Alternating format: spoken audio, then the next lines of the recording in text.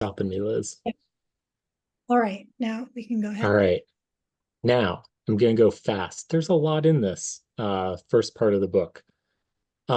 So the format, what we're going to do, I'm going to go through a summary just in case it's been a bit since you read it or you didn't get a chance to read it. And then we'll break into small groups discussing the sort of case examples that are talked about in this section.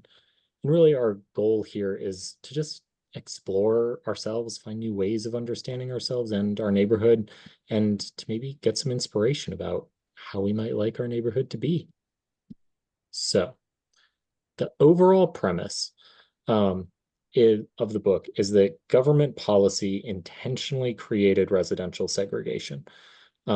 And some of the ways that are mentioned in this part of the book are redlining, restrictive deed covenants, unfair lending, and disinvestment that then ends up with white flight and dynamics like that. Um, and this residential segregation, while it was in place in terms of policy, excluded African Americans from houses that they could afford and that then would appreciate more. That prevented them from building wealth. And so even as policy changes shifted away from explicit exclusion, then essentially white folks had a head start and houses that and means of building wealth that would have been available to African Americans now were not. Um, so the other piece that this book aims for or to address is to say, well, if government policy caused this, then government policy should fix it. And that hasn't happened yet. So the book argues that residential segregation is important to focus on because it underlies many of our most serious social problems. So the availability of early childhood care, the quality and availability of schools and food, nutrition options, that underlies the development of economic opportunity and wealth, that environmental hazards and health um, go along with where people have ended up in their neighborhoods, and that even things like political polarization, policing, incarceration, all of that has ended up along essentially like racial lines enforced and formed by residential segregation.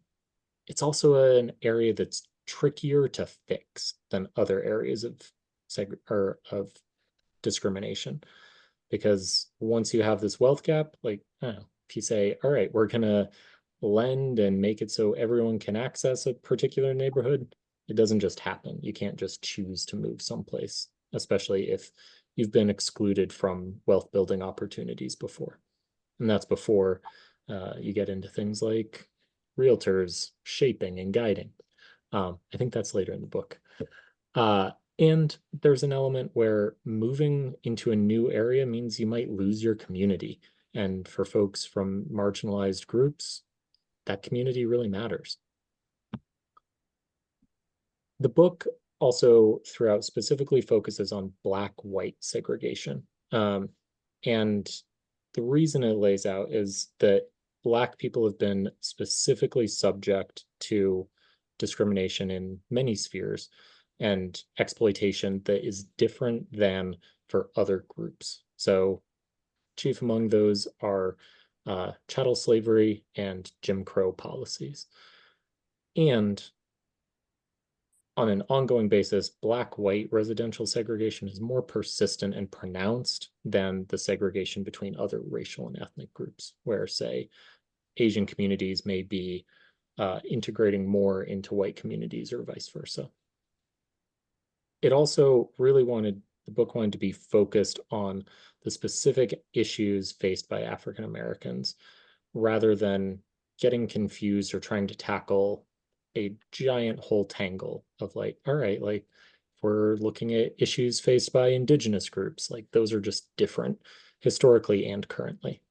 So trying to keep a focus. So here I'm going to pull a little bit from actually chapter 2 and move it forward.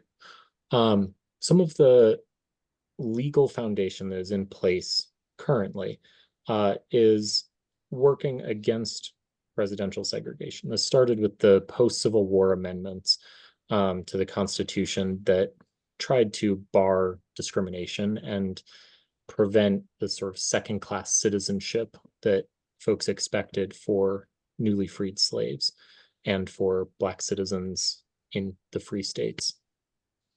There's even an 1866 law that prohibits private discrimination, including in the sale and rental of property. Clearly, those things didn't end up working out.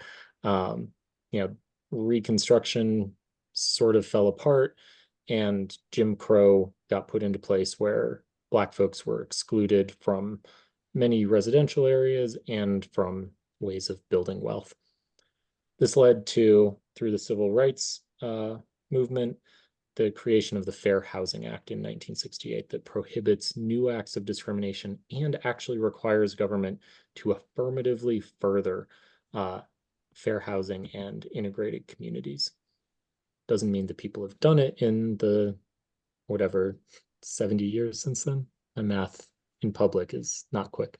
There's also a federal law from 1976 that allows more favorable borrowing terms for African Americans, specifically to remediate historical exclusion, but it hasn't really been used. So the book argues that the Fair Housing Act has never been enough to redress harm, and that progressive groups that would otherwise push for fair housing policy and desegregation in residential policy and in actuality have ended up deferring to the Supreme Court and being a little timid. Some of that is, I don't know, just thinking fondly of the era of the Warren Court where civil rights victories happened, but that neglects the fact that the Supreme Court, for much of its history, has been relatively conservative and has been against racial equity in many of its decisions.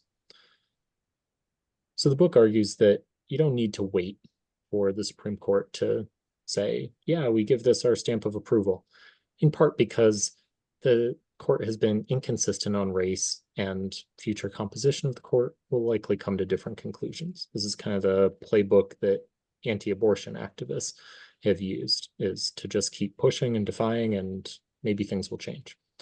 And that their book argues there are legal issues with the decisions that have been made against racial equity, including in residential segregation. Essentially, like, historical facts and current reality have just been neglected. Finally, they point out that there isn't a constitutional basis for other branches to defer to the Supreme Court. So if legislatures, if executives want to push for something, you don't have to defer to the Supreme Court. And in fact, the first time that the Supreme Court used its self-appointed power to declare a law unconstitutional was the Dred Scott decision in 1857 that said Congress couldn't ban slavery in new states.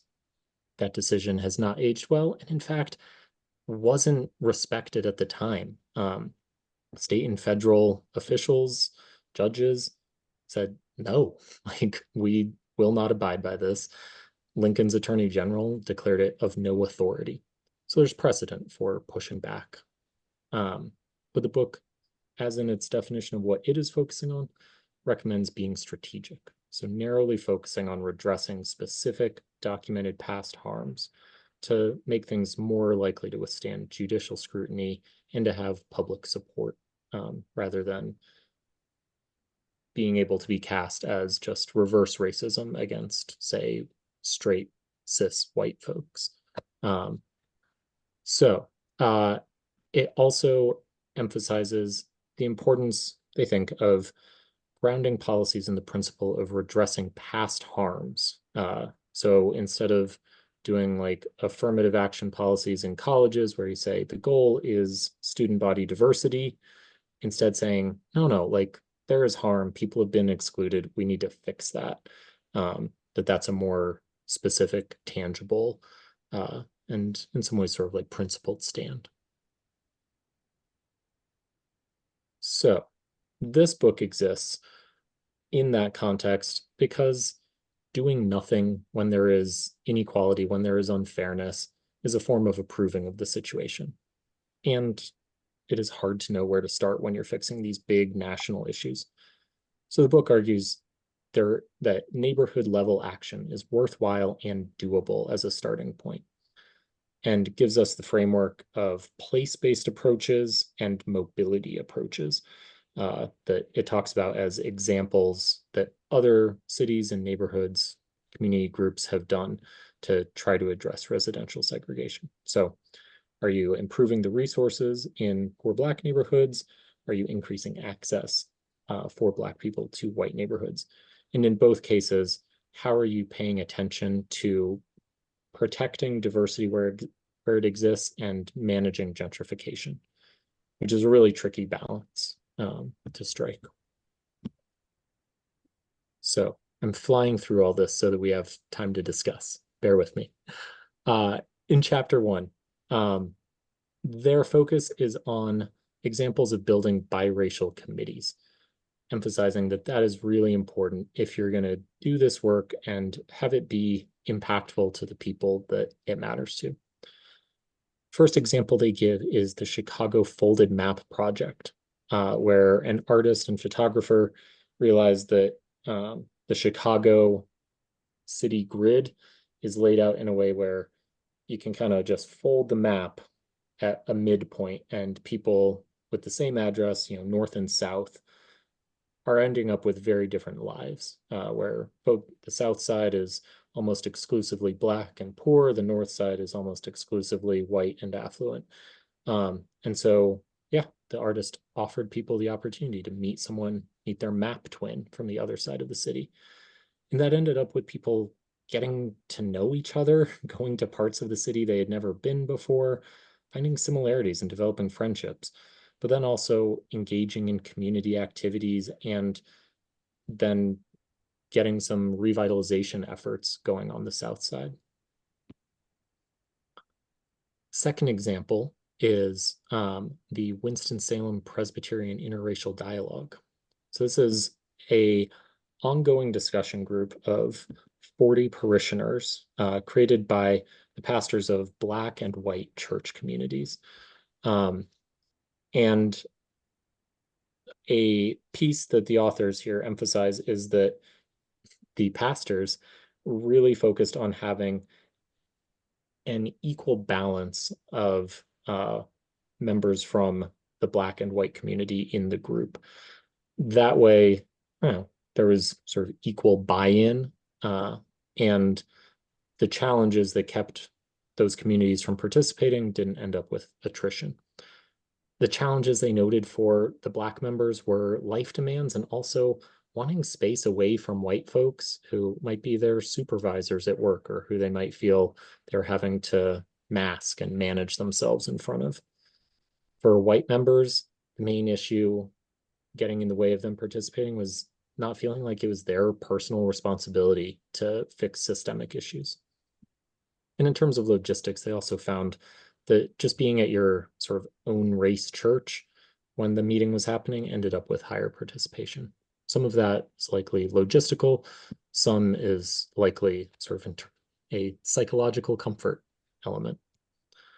And over the course of the years that this group was running, they did a lot of shared activities like book discussions, pairing members of different churches up to meet each other, doing picnics, neighborhood tours, exchanging, doing pulpit and choir exchanges. And then that also led to local policy changes, like adding African American history to the school curriculum, reversing a decision to end civilian review of police, and working to support the Black community in Winston-Salem with trees, school supplies, building houses through Habitat for Humanity. Next example was the Wilmette Montgomery Travelers. So here, a Black woman was organizing a showing of The Long Shadow, which is a film about the impact of incarceration on folks. A white woman was in the audience and mentioned like, hey, like I found this moving. I'm organizing a trip for my synagogue to the Legacy Museum in Montgomery, which is, an opportunity to have an experience and to learn about the history of slavery in the US. The the film organizer was interested in joining. Other Black community members joined that trip. And importantly, the white attendees really worked to not center themselves in their experiences as they went on the trip. So ended up with friendships happening that the members of the group said like, oh, this would never have happened if we didn't go on this trip together. And they were able to form a formal group that advocated for local issues like school resourcing and curricula, investigating racially exclusive deeds, which we'll talk about more, doing educational work and supporting affordable housing. Next one was a class of high school juniors in Modesto, California, that for a class project investigated the use of racially restrictive covenants in housing deeds. And those are when it is written into the deed of a house, like you may only sell this house to white people. And those are actually really hard and expensive to remove. Over the course of their investigation, they found that about 3/4 of Modesto neighborhoods had restrictive covenants, and also found that there was racially exclusive zoning, like Chinese-owned laundries could only be in Chinatown, but if you were a white-owned laundry, black-owned laundry either, you could operate anywhere in the city. I think an interesting point in this was that removing racially exclusive clauses is expensive and hard, and some cities around the country have explored alternatives, like instead of trying to remove it in a way that then you don't know that history, you can't find it, striking it out or attaching an affirmative statement that says like, hey, this deed includes illegal language and is inconsistent with community values, as a way of preserving the history so you don't lose that and saying we don't approve of it. From that, they created a database of all the deed language. They partnered with the NAACP to do education. They created a resolution for the County Board of Supervisors to address racial inequities in housing and did other advocacy around affordable housing. The example of a city-owned golf course and the question of what to do with that development struck me as Denver relevant. So in chapter 3, they include one more example, which is New Orleans working to adopt the 2015 Affirmatively Furthering Fair Housing Rule that said cities and counties have to analyze the extent of racial segregation, identify policies and practices contributing to it, and establish remedial strategies. This was put in place under the Obama administration. The Trump administration reversed it.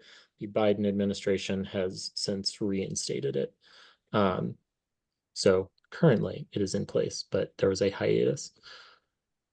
So here they, New Orleans, or I guess, yeah, New Orleans, coordinated with the Louisiana Fair Housing Action Center. And that's an organization that investigates and litigates housing discrimination, audits realtors for bias and landlords, and does training and advocacy around non-discrimination and fair housing.